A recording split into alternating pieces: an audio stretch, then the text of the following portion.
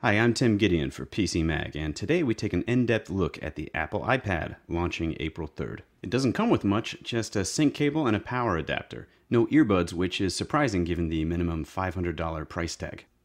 On the top panel, we have an earphone jack and microphone. That's not a reset pin. And this is the power button. And on the right panel, this switch locks the accelerometer for when you don't want the screen to shift when you move the iPad. Below it, volume controls. The bottom panel speaker gets pretty loud, but don't expect serious bass, and in the center, the 30-pin connector for docking and computer sync. Browsing with Safari is fun and intuitive. You can zoom in and out just like on the iPhone, and a control on the toolbar allows you to open the most recent or popular sites you visited with one tap. For the most part, pages load quickly, although on my 802.11g router at home, it's not always lightning fast. My only real gripe is no flash support, still, which means no Hulu, and some sites with animation won't load.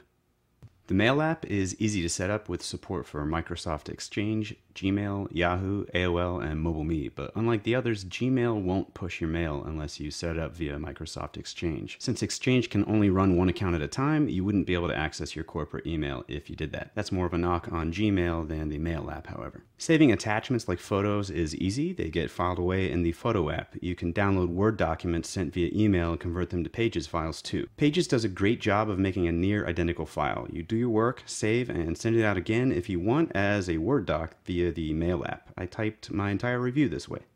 Speaking of the Photo app, it looks amazing. Photos are organized individually or by album, and you browse quickly using this scroll bar.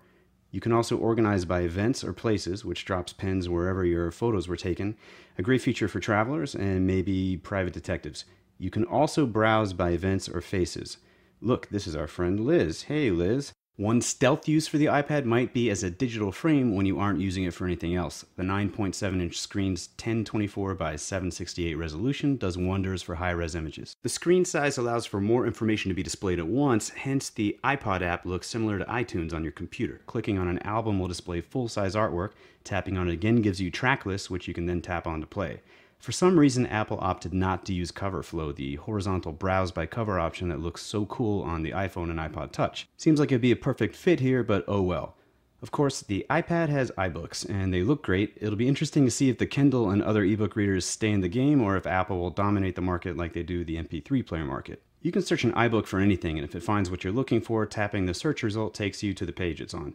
You can use the search tool for Google and Wikipedia results too. You can also copy images, create bookmarks by tapping and holding on a word, and later you can navigate by the table of contents or your bookmark list. You saw me make that one. The store is hidden behind the virtual bookshelf, and there will be around 60,000 titles available at launch. You can even download a book sample for free, just like I just did, and peruse a couple chapters to see if you like it. By the way, you have to download the iBook app. It's not preloaded on the iPad, but it is free. The Maps app is one of my favorites. Search a location and search for what you want to find there. In this case, bars near Yankee Stadium. Pins drop, you select one, and you get more info. You can even monitor traffic conditions on this app.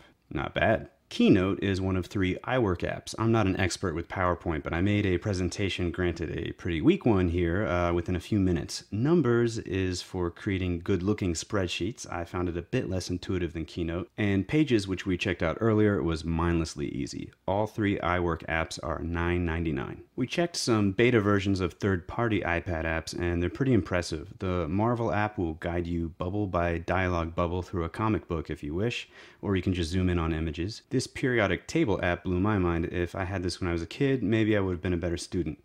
Maybe not though, because I'd also have games like Real Racing HD to distract me all the time. This 3D driving game lets you put a custom skin on your car, and then you can use the entire iPad like a steering wheel. The sound through the speaker vibrates the iPad a bit when you're vrooming, and although I'm a terrible driver, I had fun with this one. There will be over 1,000 iPad apps at launch, and there are already 150,000 apps for iPhone and iPod Touch that will play on the iPad. They just won't look quite the same. Madden 10's iPhone app magically looked better to me once I selected the world's favorite team, the Washington Redskins. Watching movies and TV shows on the iPad is predictably enjoyable. Tapping once on the screen exits the 720p HD mode, eliminating the bars and filling the screen. Scrub quickly like this to access a different scene, and you can access subtitles or different languages by tapping on the control panel. The YouTube app comes preloaded, and its content generally is low res, but still fun to have at your fingertips. If you have the iMac wireless Bluetooth keyboard, you can pair that with the iPad, which is a simple process, and you'll be typing immediately.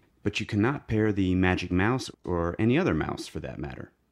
There are plenty of accessories, however, specifically for the iPad. Perhaps the coolest is the keyboard dock, which charges your iPad while you type on a real surface. The Wi-Fi only iPad comes in 16 gigs for $499, 32 gigs for $599, and 64 gigs for $699. We've yet to test the Wi-Fi plus 3G model, which is $629, $729, or $829 for the same capacities, and keep in mind you'll have to pay more for 3G coverage as well. There's more to know. Check out our written review at pcmag.com, and thank you for watching.